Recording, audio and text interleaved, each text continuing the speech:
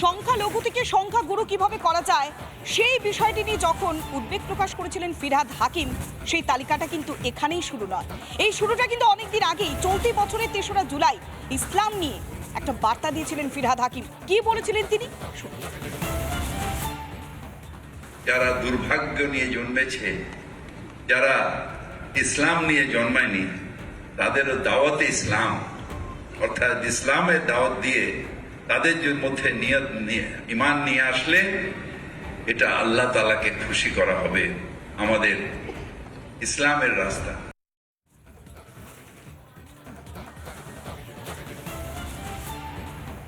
সনাতনী প্রতিবাদী বলরাম বসু, তার কি প্রতিক্রিয়া? তিনি কড়া ভাষায় নিন্দা করেছেন।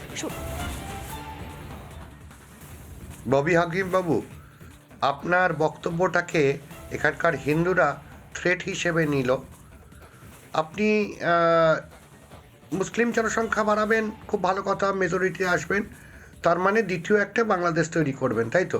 দাবিটা আমরা নিলাম এবং সেইভাবেই তাহলে এখানকার হিন্দুরা চিন্তা করব যে এখানকার সরকার এবং এখানকার প্রশাসনকে কিভাবে ট্যাকেল করা উচিত। অর্থাৎ এই সংখ্যালঘু সংখ্যাগুরুর বিচারটা অনেকদিন আগে থেকেই শুরু হয়ে গিয়েছে। কিছুদিন আগে বিধানসভায় দাঁড়িয়ে আরেকজন মন্ত্রী সিদ্দিকুল্লাহ চৌধুরী তিনি কি বলেছিলেন? হাম দো হামারে চার। অর্থাৎ রাজ্যের মন্ত্রীদের গলায় যদি এই ধরনের শব্দ, এই ধরনের কথা শুনতে হয়, তাহলে সত্যি তো ভয় হয়। শুনুন একবার সিদ্দিকুল্লাহ চৌধুরী কি বলেছিলেন।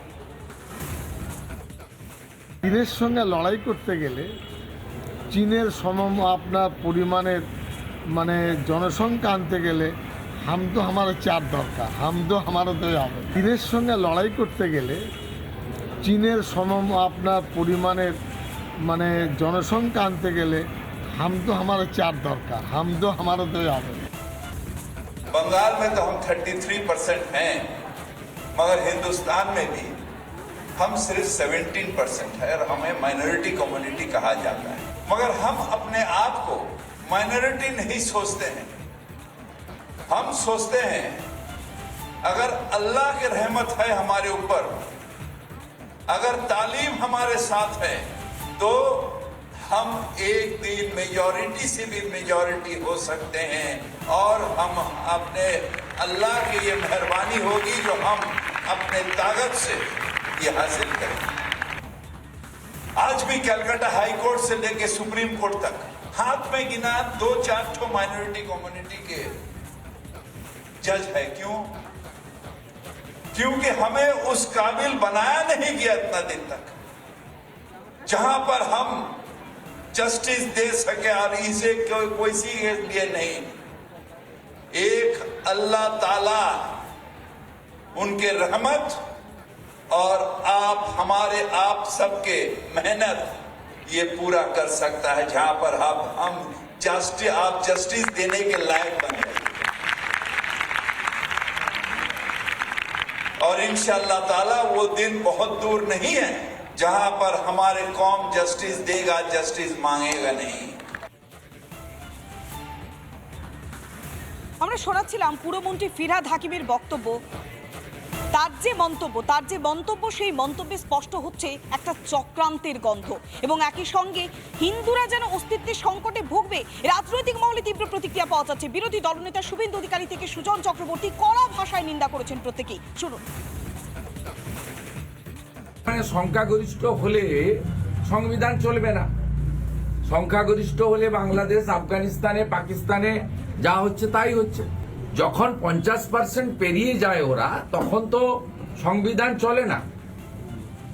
তখন মুসলিম পার্সোনাল ল বোর্ডের যে আইন আছে সেটাকে চালু করা হয়। উনার কথাবার্তা খুব ভয়ঙ্কর। সংবিধানকে হাতে নিয়ে এদের লাজ লজ্জা নেই। আমাদের এখানে যারা হিন্দুরা রয়েছেন তারা ভালো করে দেখে নিন যে তারা কি করতে চাইছেন। তারা জনসংখ্যার ভিত্তিতে পার্লামেন্ট দখল করবার আসলে হুমকি দিচ্ছেন এবং ভারতবর্ষের সংবিধানকে, ভারতবর্ষের আইনকে বুড়ো আঙুল দেখিয়ে তারা সরকারি হাম দো হামারে দো, যা পৃথিবীর প্রত্যেকটা সভ্য দেশের মতোই ভারতবর্ষের স্লোগান, সেটাকে তারা ছুঁড়ে ফেলে দিতে চাইছেন। অর্থাৎ তারা ইসলামের আইন প্রতিষ্ঠা করবার যে মৌলবাদী শক্তির যে আস্ফালন যা বাংলাদেশে ঘটছে, এবং তা কিন্তু তারা একদম প্রকাশ্যে এনে ফেলেছেন। কলকাতার মহানগরী রাজ্যের মন্ত্রী তৃণমূলের বড় নেতা পারলে প্রায় 2-3 নম্বর, তাদের মুখে না জেনে না বুঝে অবৈজ্ঞানিকভাবে কথা বলা। Population is a science. একটা সময় ছিল যখন সব মিলিয়ে পপুলেশন গ্রোথটা অনেক বেশি ছিল, এখন কমছে। বেঠিক কথা বলছে, এবং একটা নেতা মন্ত্রী মেয়র যদি এরকম বেঠিক কথা বলেন মেরুকরণের রাজনীতির জন্য, তাতে আরএসএস খুশি হবে, হয়তো মমতা ব্যানার্জিও খুশি হতে পারেন, আমি জানি না, কিন্তু মানুষকে বিভ্রান্ত করা হবে। আমরা দেখাচ্ছিলাম ওপার বাংলার ছবিটা, আর এবার এপার বাংলাতেও সেই আতঙ্ক গ্রাস করছে। কেননা রাজ্যের পুরমন্ত্রী ফিরহাদ হাকিম তিনি বলছেন যারা এখন সংখ্যালঘু তারা একটা সময় সংখ্যাগুরু হয়ে যাবে। একের পর এক বিস্ফোরক মন্তব্য করছেন ফিরহাদ হাকিম। শুধু তালিকাটা এখানেই নয়, এর আগে আমরা দেখেছিলাম সিদ্দিকুল্লাহ চৌধুরী এবং একই সঙ্গে অন্যান্য যে সমস্ত তৃণমূলের বেশ কয়েকজন সংখ্যালঘু নেতা তারাও একের পর এক বিস্ফোরক মন্তব্য করেছেন। আর এবার জনসংখ্যা নিয়ে বিস্ফোরক ফিরহাদ হাকিম। মুসলিম সংখ্যালঘুদের উদ্দেশ্যে বিস্ফোরক মন্তব্য করেছেন ফিরহাদ হাকিম। বাংলায় আমরা এখন 33%, দেশে মুসলিম 17%। আগামী দিনে আর সংখ্যালঘু থাকবো না, আমরা সংখ্যা গুরুতে পরিণত হব। কি মন্তব্য করেছিলেন পুরমন্ত্রী, শুনুন একবার।